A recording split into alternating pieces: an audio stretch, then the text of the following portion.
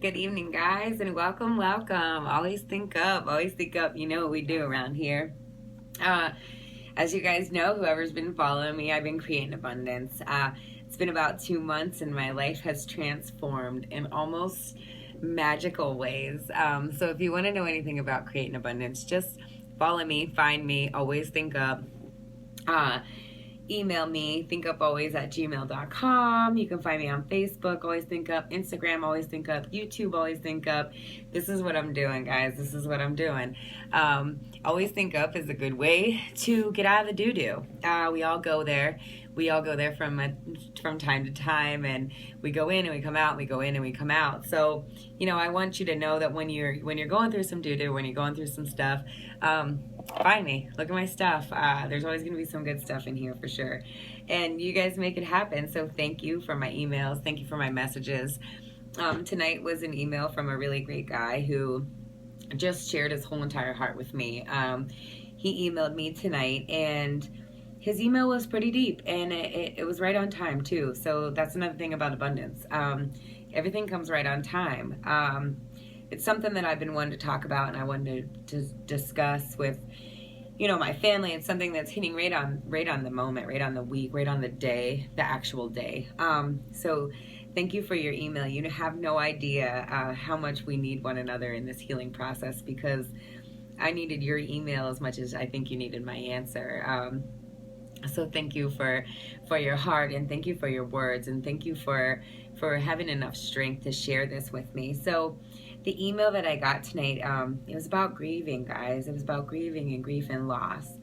I had a fella, he emailed me and he said, he loves my stuff, and he wants to create abundance, and he's doing these things, and some things are working, and he gets stuck sometimes. And where he gets stuck, he feels like is through a grief that he is experiencing, and it's nasty, and I know. And the things that he's going through, they hurt and they're nasty. And so I wanted to come tonight, and I wanted to talk to you guys about grief, chakra style, me.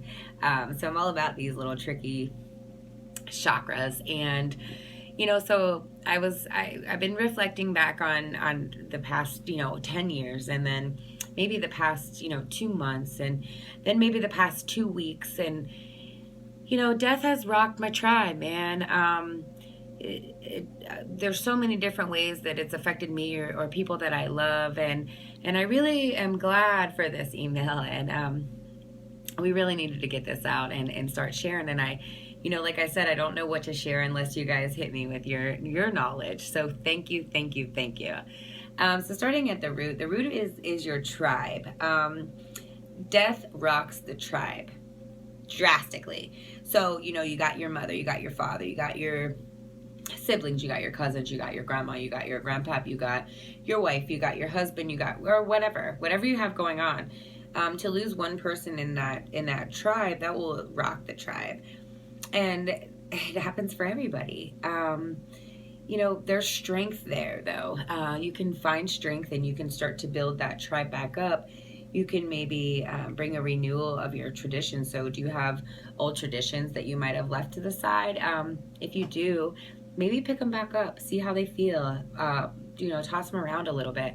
If you don't like the way they feel, or they make you think about something else, maybe make new traditions, maybe build some new stuff. So one of the things I did in losing so many special people is, holidays and things like that got really hard for me. So I started to make new traditions, and some people thought I was really silly and crazy, but I love my new traditions, and they keep me going. And where I used to get sad, maybe I don't get sad that much anymore, because I got this new tradition, and it seems to build my tribe back up. And not only do I do it for myself, but I make my family do it. And sometimes they'll say, "Oh God, Sarah, with this new tradition," but then years later or something, you'll hear them say, "Oh yeah, well, we do this thing in my family," and I'm just like, score, always think up.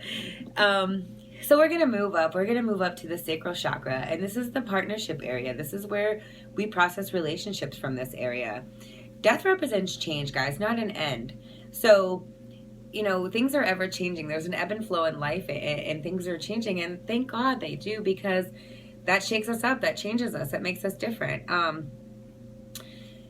blame and guilt live here. So this is where a lot of people will say, well, if I would have done this different or that different, maybe they'd be alive. Or, maybe I should have loved them more while they were here. Or maybe I should have been easier or softer. Or maybe I shouldn't have done the things I did in the past because I didn't know that we weren't going to have this much time together.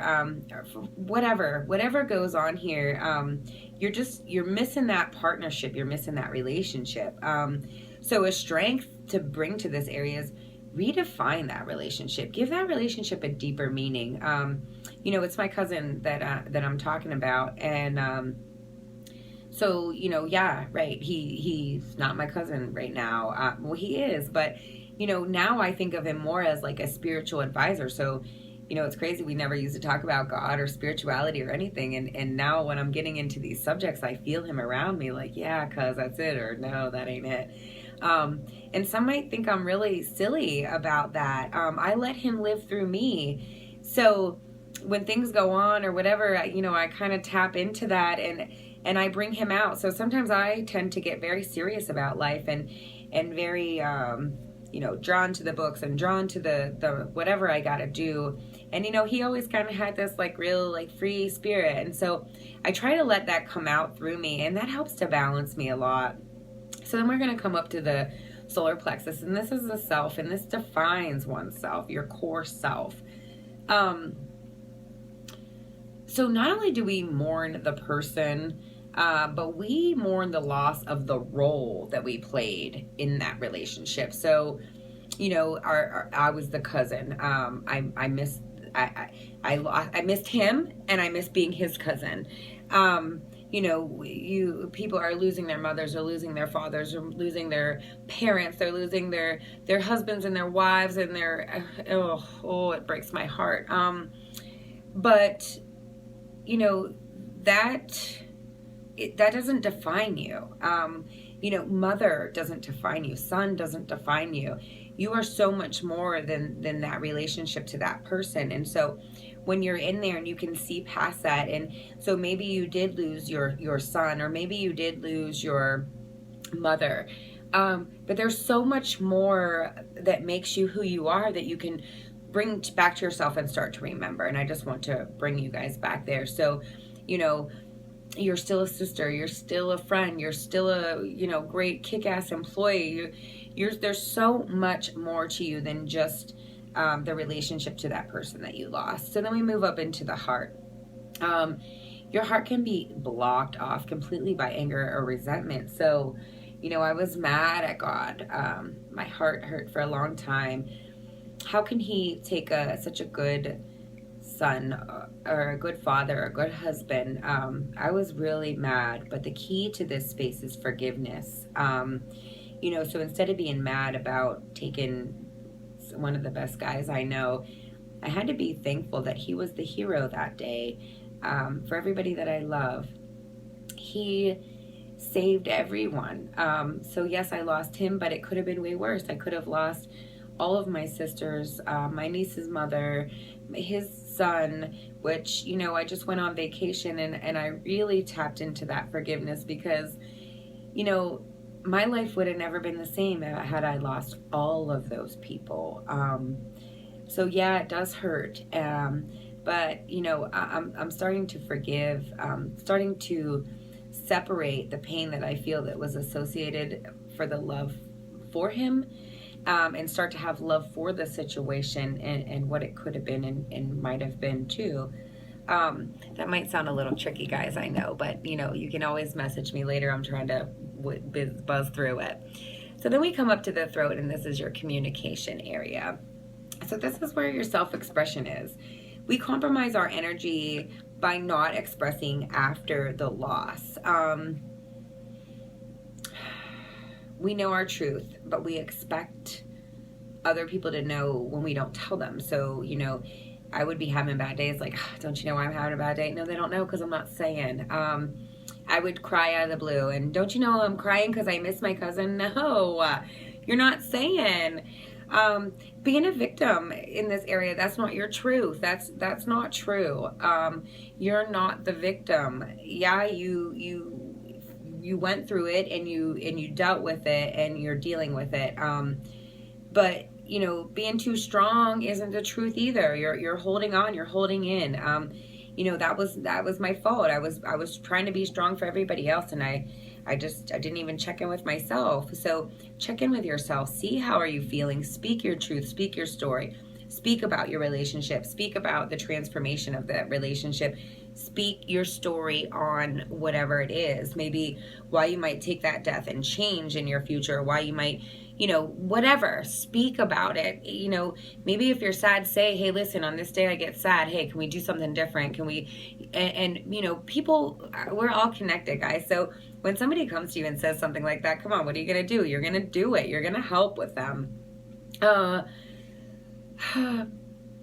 You know, then we're going to come up to your third eye. And, you know, this is one of my favorite spaces. You know, so I've been working these, and I've been getting body work, and I've been getting healing for a long time. And I noticed that I seem to process death a lot different than other people. And a lot of people come to me and they talk about it. For a long time, I couldn't feel my cousin, and I felt really sad. So, you know, this is your intuition, your sense of peace, and I was just blocked off everywhere. Even if your grieving's not complete, this is a place where you can come to for peace. This is a center of wisdom. So there's not emotion there. Your emotions are all down here in the bottom. This is pure wisdom from God. And this is where I started to know that this was deeper than that. This is where I started to know that when someone dies, they're not dead. Their energy is still very much there. They just transition to a different space in their energy. So maybe he's not physically there, but when I ask a question or when I write my journal, I get the answers back. And, you know, I'm not saying that when you're praying and you're not talking to God, you are, but, you know, when someone, you know, transitions into the next space, they're there. They're up there with God. They're there. They know. And, you know, different people who I'm thinking about, they come to me different, and that's all in this space. So a strength here is into your intuitive skills. They're required to process messages and signs from the deceased. So when you're blocked off and you're down really low, you're not going to get your messages from them up here. You know, I can feel them, guys. I believe in God very, very, very, very, very much. He's my rock. He's my stone. He's my start. He's my finish. He's my everything. He's my reason for these videos. But God told me. And so, you know, always think up as a different kind of place. It's a place where, you know, I get to be me here. And I get to tell you guys, like, you know, people that are gone, they don't want you to be sad. They're not sad. They might have went through some stuff here, and they might have been through some things here, but they know what this is about here, and they want you to live the life that you're supposed to. And part of it, you know, is you're supposed to go through this grieving process, and it's good and it's okay, but you know, you want to get through that. You want to start to self-examine your beliefs. You know, there's a lot of things that go on with grief, and these are just some really basics that I'm running through. So we get to your 7th, and that's your crown, and that's where we receive universal energy. Death can have a profound effect on your spirituality. For me, it made me dive deeper. It made me look for more meaning. It made me study religions and compile them all together and see what was the common denominator, and really just see how beautiful God was. So, you know, I never knew that losing one of my favorite people would bring me that close to God, and it did. And I was by myself, and nobody pushed me, and maybe when some people started pushing me and it didn't feel right, I went back to God. Grief transforms you to the greater understanding of life's purpose. There's so much more going on out here than what you make and what you drive and where you live and what you do. We're all connected. So your post-grief relationship with the divine can become more authentic after processing the emotions from a death. I know that sounds really crazy, guys, but when you start to clear this stuff out and when you start to heal up from these deaths, sometimes you can be blessed by the experience of the death. And that's where I want to see people get to with grief. Don't hold it on and create disease in your body. That's not what these people wanted us to do. You know, I carry around a little seashell, and I love it. I think about him all the time. I do my videos for him. I try to make him proud. you know, I got to see, you know, he left me with a son that just, you know, he looks just like his mother, but every single energy and fiber in him reminds me of his father. And I just got to spend a week with him. And thank you, cuz, for leaving me with him, because, you know, if you would have just left me with your mom, it's like, if I love you. No, but, you know, you have to look at it different and think, you know, I used to look at it like, dang, man, I lost my best friend, or dang, man, my aunt lost her son. And now I think, you know, he left us this beautiful son, and, you know, he left us his beautiful wife, and she's one of my very best friends now. So, you know, we became best friends after we lost him, and you never know what happens, and just really embrace the good. It's all right to revisit the doo-doo here and there when you're going through grief. You know, it's real sometimes. Sometimes, you know, my best friend, she lost her mother. She feels that a lot. Different days come up and different times come up and we talk about it. But she's good, though. And I think that these things that I went over with you, I think she knows them too.